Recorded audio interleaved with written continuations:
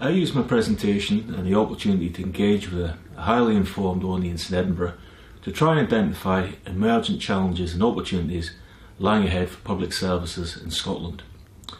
In previous seminars in Belfast and Cardiff, I have outlined the issues associated with the breaking or maintaining of linkages to the EU institutional and legal complex, the future employment of EU 27 citizens and economic consequences of Brexit for the resourcing of key public services.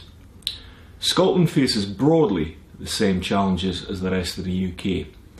In particular, the NHS and social care system needs to continue to attract and retain EU 27 citizens to fill vital staff roles.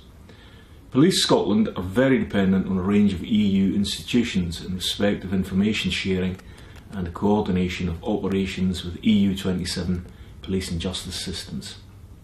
Scottish local government needs to contemplate life without EU structural funding programmes and how post-Brexit funding mechanisms can be secured for locally led sustainable economic development. But one of the most important points I wish to stress was just how significant the negotiation process itself has become. By that I mean, rather than considerations of eventual outcomes as they affect public services, the reaching of endpoints is itself a source of great stress.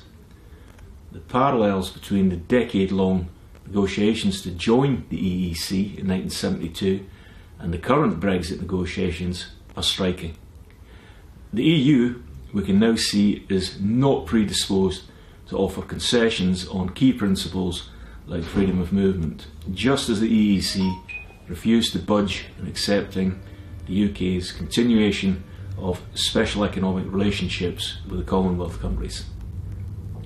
Stage 1 of Brexit negotiations lasted from March to November 2017. They've been and gone and really amounted to no more than negotiations to begin negotiations.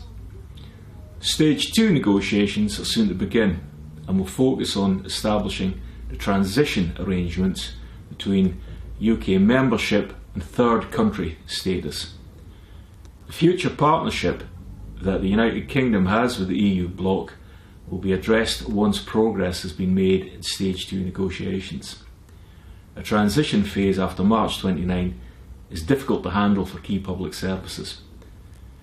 It's partly publicness that creates the problems. Unlike private businesses, there is no relocate option.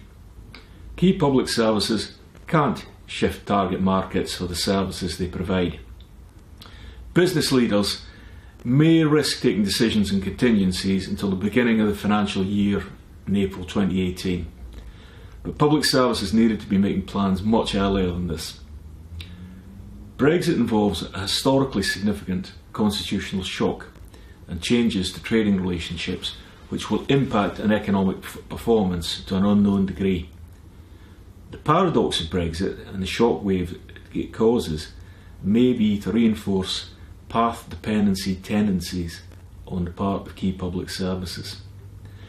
By this I mean that rather than encouraging or perhaps forcing public services into taking radical steps to cope with challenges or the exploitation of opportunities associated with Brexit, instead they remain on a tightly bounded pathway that's dominated by short-term coping measures. Classic path dependency behaviour means you concentrate on what you know how to do. Brexit is dangerous because it provides a great deal of work which needs to be dealt with in operational terms. On every occasion I get the chance to speak about Brexit with groups of public servants and clinicians, I seem to collect more examples of relatively small issues which in turn will require significant work on the part of some senior staff in the health, social care and policing sectors. As public services continue to struggle to cope with austerity, this is another major potential distraction from taking strategic choices. For example, vital decisions on NHS workforce planning are now needed if sustainability is to be guaranteed in the future. The police need to catch up rapidly respect of combating cybercrime. Local authorities want to play a role in regional regeneration. The shock of Brexit might produce the incentives to act purposively, but there's a likelihood in the absence of political leadership that short-term expediency dominates key public services over the next few years. If negotiations drag on without producing endpoints that clarify long-term challenges and opportunities.